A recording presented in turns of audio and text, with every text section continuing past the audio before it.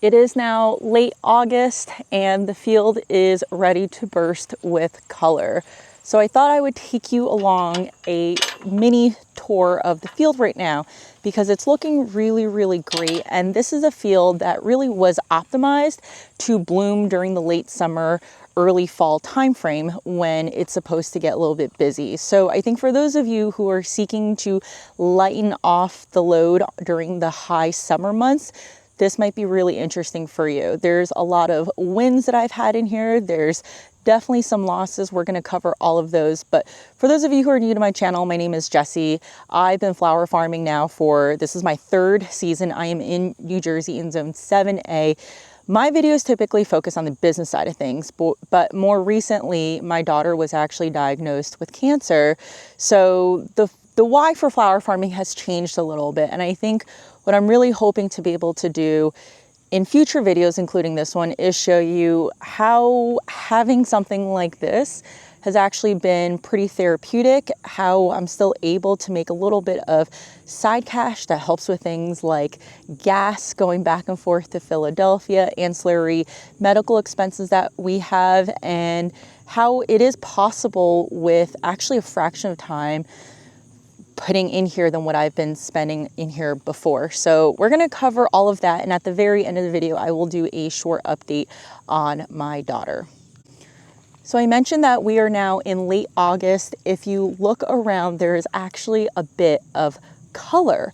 And I would say that over the past month, this color has gradually started coming on.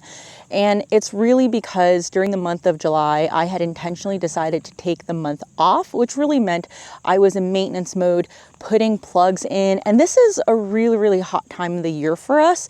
So a lot of people believe that you can't really put in seedlings. And I'm here to say that that is false. In fact, I've gotten some really surprising, cool loving crops out of this field by putting them in July. So I'm really excited to show you what that looks like. One thing to note is that the field actually looks great right now because I did one heavy session of weeding and cleaning up. We had some family portraits done in here, so it was really important for me to have a space that felt really nice. And so that has definitely paid off dividends because the aisles are all weeded and all that stuff. But I would say that I've really been spending at most like 2 hours a week here, and that consists of harvesting and making bouquets for our retail outlet, but also just doing very, very light maintenance because obviously the majority of the time over the past month has been spent on my daughter. So we're gonna go through some of my key crops over here, but we're gonna start with my biggest wins so far, and that is stock. That's right, you heard me. It is stock. So you can see here that I actually have stock flowering, and it is, I mean, we're like in the 80s right now, so it's not by any means cool. The night times are going down to the high 50s, low 60s Fahrenheit. So again, this can have a little bit more of length, but I'm pretty happy with the initial few stems because I've got a few that are starting to bud up, and I just know that they're going to get a little bit taller over time. And there's another row over here of more stock. Now, I had planted these around July 13th. I actually have a video that I'll link up here showing you what happened when I planted these. I watered them in really, really well, put some shade cloth over them periodically to get them out of the extreme heat, but you can see they're actually doing really well. So let's actually talk a little bit about this. Now, stock is that one flower that I've been very stubborn in wanting to get a reasonable crop out of. And the main reason is because I love it. I love the smell of it. The smell of this is intoxicating, but I've just never been able to grow good stock because stock is one of those crops that likes cool weather, but it gets too hot here too quickly in the spring. And if you're buying in plugs, you typically have to harden them off so that they can also withstand the frost. So typically when I put them in the spring, I don't really get many usable stems, including this year I tried interplanting. And while I did get some usable stems, the majority actually got suffocated out by other things that were growing too quickly and shaded them out. So what I did this time was I chose a variety that's supposed to be more heat tolerant. And so this one is called quartet stock. The main difference with quartet stock and other stock is that quartet stock is actually a branching type of stock, meaning it is actually cut and come again. Most stocks are one and done. So we think about the cat series, column, iron, those are all just one and done stems. And so this time I decided to try to grow the branching variety, hoping that I could get them in time for fall. What I was not anticipating was getting the first stem to be relatively tall enough to use in wraps, definitely tall enough to sell to designers, but also have them flowering so soon. So, I mean, we're talking about a month and a half days to maturity from transplant, right? So I didn't start these from seeds. I bought these from plugs from Farmer Bailey's, and they look so good that I'm not even going to pinch to try to get offshoots. I'm going to do a small portion of pinching, just see what those offshoots look like. But the initial stem looks so good, and I'm hoping to be able to bring some to the cooperative next Wednesday. I had done a lot of experimenting in terms of where to plant the stock. So I had done some interplanting next to, this is actually curcuma, and I am finding that the shade of the curcuma is helping some of this stock stretch a little bit more. So still more time needed to show whether or not this method works, but obviously this one was planted directly in the sun with no shade, and it did start flowering a little bit earlier. And this is the original stem that I've shown you, but look at this. We have doubles coming, and it just looks and smells so good.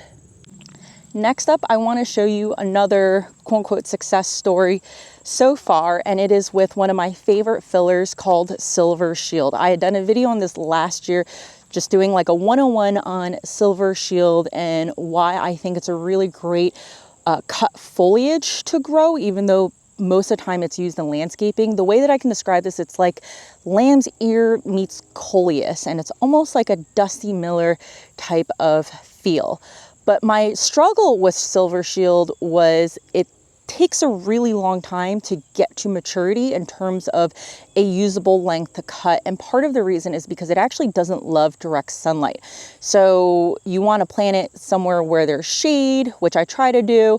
But the problem with Silver Shield is that it's very frost intolerant, and I planted it in too early. So I would say out of a tray of like 120, I maybe had about 20 survive the frost. And it was good learnings, because now I know where in my field and my landscaping there's actually microclimates that are a little bit warmer. So that's good information for me to overwinter things like dahlias over time. But one win that I had recently was figuring out an intercropping strategy with Silver Shield that allows me to get taller stems and more quickly. So let me show you what I'm talking about. So this row over here is mostly ageratum, which is starting to flower. There's actually a lot in this row, and I'll talk about it after, but this is the Silver Shield that I was just talking about. So you can see how velvety it is, and one main difference about this Silver Shield is that it is actually really, really long, and I'm going to put like an image in here of what it looks like in my landscaping, where currently it is in full sun and has not stretched to this type of length. I mean, if I cut this all the way down, we're definitely above 2 feet, which is really, really great, because this is a great bouquet filler. It lasts forever. It actually will root in the water, so essentially it almost doesn't die. I mean, if you look over here, I've got a really, really long stem. And the reason why this worked is because I found ageratum to be a great interplanter as a whole. So next year what I'm going to do is I'm going to grow Silver Shield with ageratum. I'm going to order the Silver Shield a little bit later and the ageratum a little bit earlier. The ageratum was put in around the same time as the stock. So, oh, actually, sorry, it was put in earlier. It was put in June. So this is buds that we're getting off of a mid-June transplant. And so I would transplant them together, hoping that both of them will grow next to each other and allow the Silver Shield to elongate, and therefore also spend less time in the ground, because it's really not worth it for me to grow a foliage that I put in like mid-April, and I can only harvest it in September. Even though it is branching, it's just not worth that type of real estate. But if I can coax it to grow taller more quickly through intercropping, then it becomes something worthwhile to consider in the future. Now, I said that there's a bunch of things in this row. So we've actually got some echinacea in here. So this is a perennial, but we've also got some mums. So this was a bit experimental, last minute from a friend who basically couldn't sell her mums, so I took them from her. And we'll see how this turns out, just because the ones over here that are getting sun are obviously putting on growth, but there's a bunch of mums hidden in here that really aren't getting as much sunlight because obviously they're being shaded out. So one of the things, if I have time, is I might go in and try to prune out some of the ageratum to make sure that there's still some sunlight going in here. Now, the thing with the mums is that I will eventually need to cover them. I realistically don't know if that's going to happen this season, because around the time when we get frost is when we might need to pursue localized treatment, and we might need to actually be in Philly every single day for that. So to be determined, we're taking it one step at a time, and I'm not going to worry about the mums right now.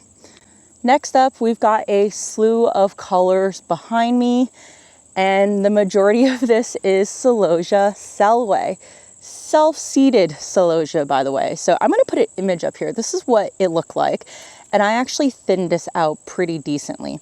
I actually like having Celosia that is pretty densely spread apart, because what ends up happening is when I harvest, let me show you what I can do. When I harvest, I can literally just pull all the way down over here, take the root out, and then cut it, and then now I have a Celosia stem. So sorry about the camera angle there, but you get what I'm trying to say. Like, so essentially, I'm preventing this from self-reseeding in the future by being able to harvest like this, and not to mention, I have so much Celosia. There were some zinnias that were direct seeded in here before I realized that the Celosia had self-seeded to this extent. And one of those zinnias is actually this one. So this one is a Dawn Creek series. It's got so many layers. I mean, this is so awesome. So I'm actually saving this one for seed, as well as some of these. This is what it looked like before, and then now it's starting to set seed. So I'm going to be collecting seed from all of this and then growing these out next year. And this was actually seed from Flower to the People. So I think that's what they're called. And I'm really happy with the quality of seeds that she provided.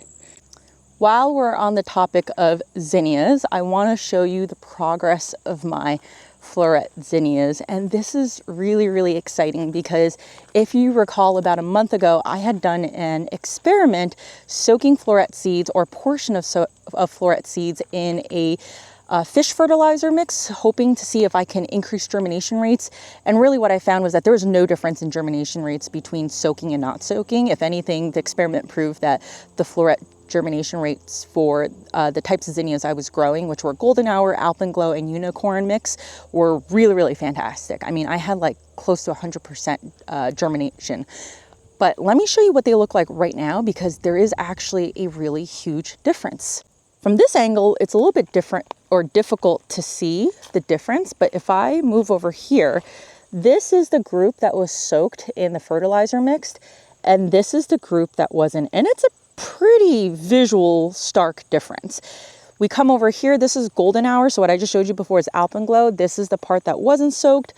This is the part that's soaked. And so you can see that the part that was soaked had put on growth a lot more quickly. It's a lot more bushy. Days to maturity for the soaked, I mean, I can harvest this at this point, right? This is passing the wiggle test. Days to maturity was 47 days, which is nuts. So day length as well as heat do play into this equation, but it's also really clear that soaking the seeds also expedited the days to maturity. If you want extra information, including photos, I actually did do a Patreon post on this. So one of the things that I talked about in my last video was just because videos take a bit longer for me to create and edit, I'm doing a lot more long form writing and trying to be as detailed as possible in those posts with pictures. So I have photos of just what progress looks like. And over time, I'm also going to be taking records of just what does productivity look like between the soaked and the non-soaked seeds.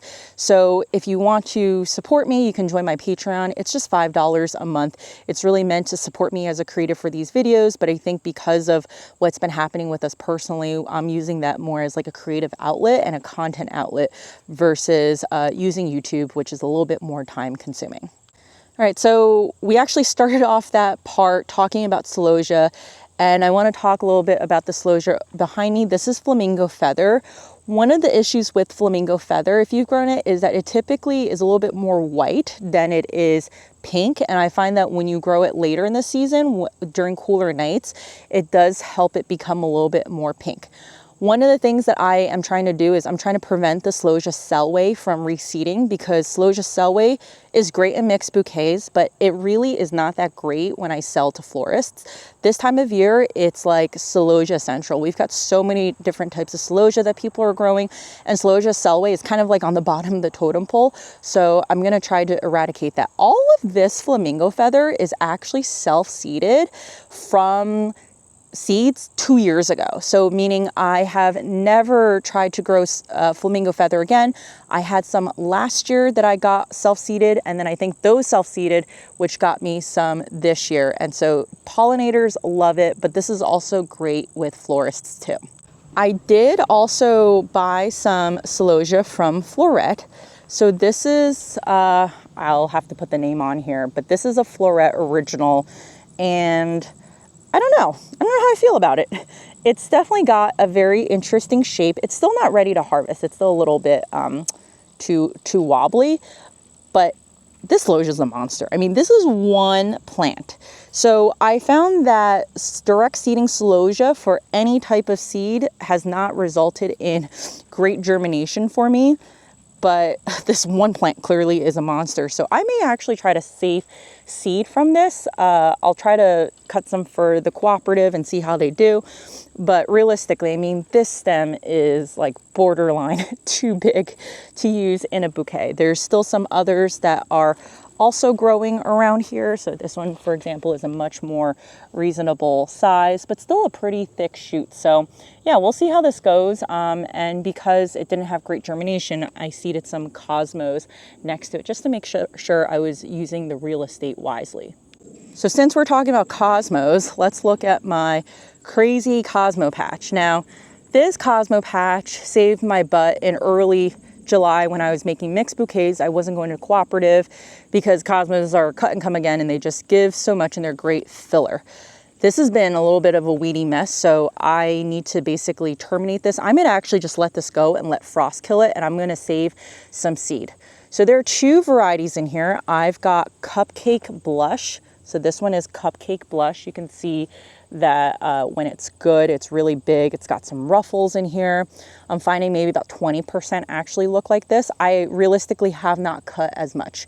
The other variety in here is a Cranberry Double Click, and I'm actually going to show you what it looks like over here because it just looks a lot better and more vibrant. I love this one.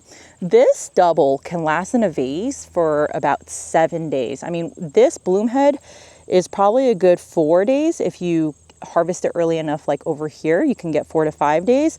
But because there's so many buds on a single stem, you can actually get over a week vase life out of this. It's just education to the customer. Say, hey, snip off the dead heads, and then you can get a really good vase life out of it. The one con is that sometimes these heads are so big that they end up flopping over. And this is not even a great example of them flopping over. I've had some that literally are flopping over like this, but I think it's still a really great type of flower and filler to grow. Oh, this is actually a better example of what it looks like when it's flopping. You see how it's just totally over. So I'm very careful about how I use the cosmos. So for example, I sell at a country store Thursday to Sunday. I'll put these in Thursday and Friday, but I'm not going to put them in Saturday bouquets in case they don't sell, because the country store puts them in a refrigerator, but then they don't open until a few days after. So the cosmos are not going to do well in the refrigerator, and honestly just like are not going to get that great of a vase life. So I am careful about how I use this, but florists do also love cosmos, especially the double ones. So I do plan on harvesting quite a bit of these for the cooperative. So I've been talking a little bit about the cooperative. I am actually going to go back to the cooperative. It's been close to 2 months since I've done anything with the cooperative, with 1 month being very intentional not going, and then the last few weeks obviously not having the ability to. But the goal is to go to the cooperative maybe once up to 2 times a month, especially on those lighter chemo cycle days. One real blessing that we have is that my in-laws are actually coming back. So they had extended their stay when all of this happened, and they went back to California for 3 weeks just to tie up some loose ends on their end. They also have to like go to doctor's appointments and stuff. But they're coming back in about 2.5 weeks, and then they're going to stay for a majority of the duration. So not only does it allow me to spend a little bit more time out here and really just kind of like, I guess, divide the burden across multiple adults, but it also allows me to work. It also allows us to not have to default to daycare as a childcare source, because especially as we head into flu season, my daughter's going to be very immunocompromised, and there's definitely a danger of having her stay in daycare. We've got one other main crop that I'm growing for the first time, and it's looking really, really good. So let me show you what that is. All right, so this is Marigold. This is a white marigold. I'll put the variety name on the screen since I've forgotten what it is. Also put in July around the same time as stock. So kind of surprising that the stock started flowering before this, but you can see there's a lot, and I don't know if I'm going to have any to cut on for this upcoming Wednesday, but you know, this is going to be a really good replacement for the Lisianthus that's at this point pretty much done with. I mean, there's stragglers over there, and I have some in the refrigerator, but I've basically been able to offload all of the 200-ish stems that I've had of Lisianthus through retail outlets and through one small wholesale order, which has been really, really nice. So this will be a needed flower to bulk up and take over as a focal for those Lisianthus. Now you can see in the background over here, I've got some dahlias. I've got dahlias kind of like mixed all over the place, but they are starting to come in. So this one is one that is going to need a little bit more time, I think, although the pests have really pulled off of this one. I find that the pinks and the whites are a little bit more pest prone in the beginning, but let me show you some of the other dahlias that we have. All right, so this is the more proper area of dahlias that I've corralled. I've probably cut about 6 to 8 stems of dahlia so far, but you can see they are really putting on buds. They look really, really great. This is one that I had this budded off the ground, but you can see how beautiful that color is. One new thing that I did with dahlias this year was I picked specific varieties that I loved, and I just doubled down on those based off of the tubers that I had been able to multiply last year. So this one, for example, is Cornell Bronze. I prioritize a lot of the ball dahlias just because they have a better vase life. So I've got a lot of Cornell Bronze. Jowie Marilla is another one. Or sorry, Jowie Winnie, not Jowie Marilla. That one's too burgundy-ish for me to sell to the cooperative. So yeah, there's a bunch of dahlias that are coming in, and the goal is to further multiply that stock out so that I can grow more of the same varieties next year, because it just makes it a lot easier for me to forecast and to be able to sell wholesale when I'm growing multiples of the same variety versus 1 or 2 of many different types of varieties. Last but not least, we've got this is the second to last succession of double lilies that we have coming in. So these have actually sold really well retail, and they've been going to a local Chick-fil-A too through a florist. So I actually don't have many of these open. Believe it or not, despite not having that much time to focus on selling, my cooler is pretty empty, and I've been able to move a lot of these stems pretty well. So we've got some callas growing in here. I'm finally getting a handle on growing bigger and longer callas. So you can see, like, things are really starting to burst. Some of these callas are also going to go to the cooperative, and we're going to see how they do on market floor. But this is coming in right now, and then this is the last final succession of rose lilies. Hopefully they will be ready in about, I would say, like a month-ish, maybe a month and a half.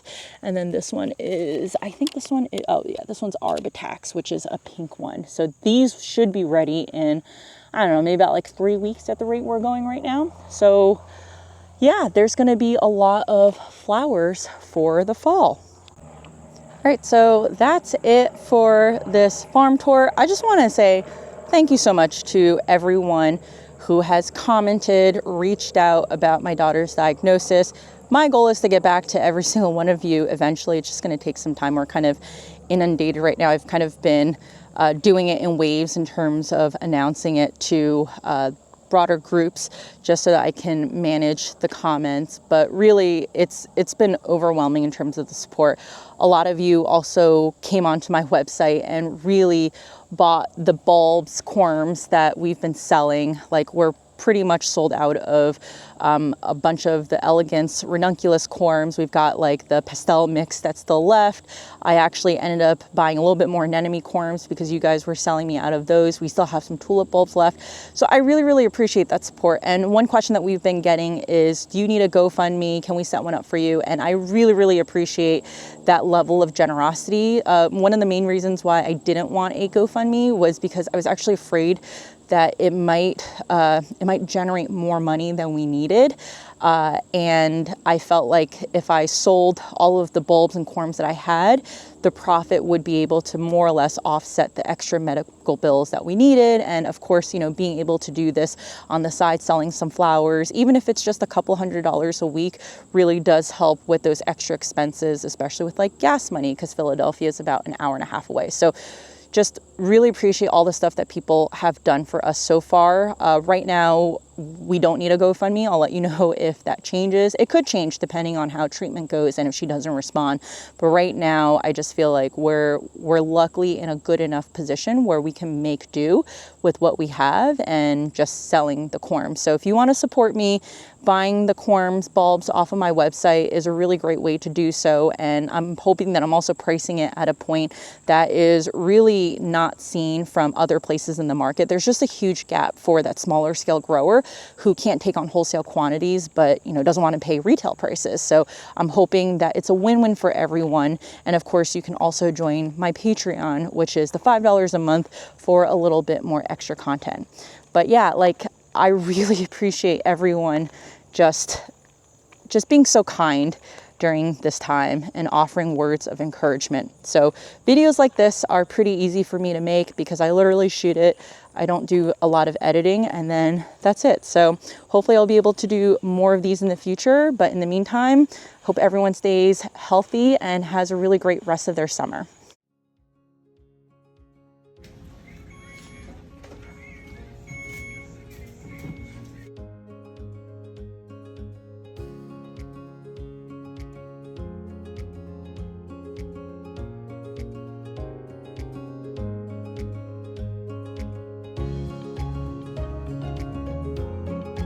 More water.